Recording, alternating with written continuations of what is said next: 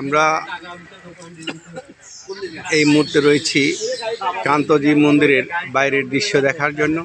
এই যে আপনারা দেখছেন, এটা হলো কান্তনগর মন্দির, বীরগঞ্জ, দিনাজপুর,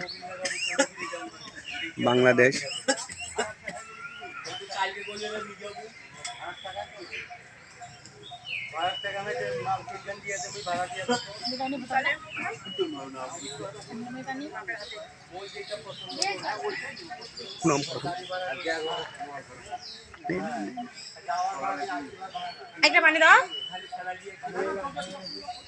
ওদেরকে লাগবে দাও, এই দেখো এই বলে না, আমাদের ওইদিকে সবারই অভ্যাস দাদা, বিশ্বাস আপনি করবেন না হয়তো।